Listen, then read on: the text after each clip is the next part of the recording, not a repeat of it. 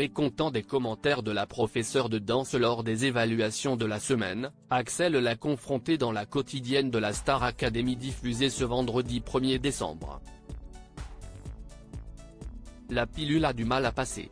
Depuis l'annonce des nommés au château de la Star Academy ce mercredi, Axel est soulagé. Quelques heures avant, l'élève avait livré une performance dont il n'était pas vraiment fier lors des évaluations. Victime d'un mauvais démarrage, le candidat, déçu, était parti s'isoler à l'issue de sa prestation. S'il a échappé à la nomination cette semaine, l'ingénieur en chimie pense que cela s'est joué à peu au vu des appréciations que les professeurs ont rédigées à son sujet.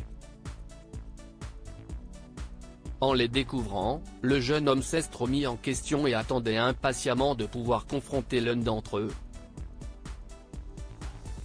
Axel, Star Academy, prend à part Malika Benjeloun pour s'expliquer au petit matin ce jeudi 30 novembre, comme l'ont vu les téléspectateurs dans la quotidienne du jour sur TF1, les académiciens avaient rendez-vous dans la salle de danse pour un cours de pop donné par la chorégraphe Malika Benjeloun.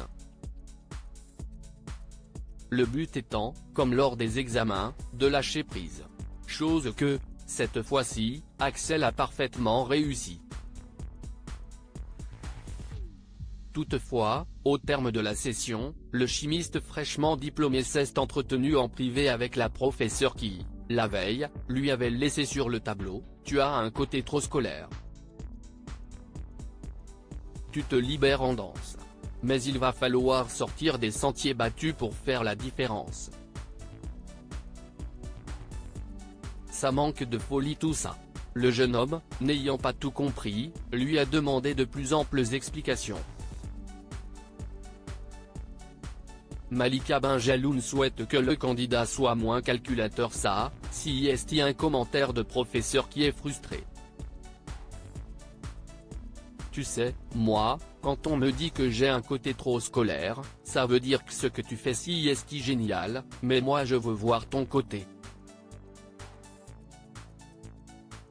instinctif.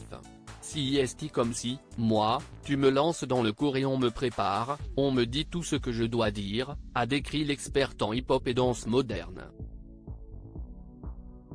Cette dernière a insisté sur un point que le coach de Joe avait déjà relevé, « Je veux voir ta folie.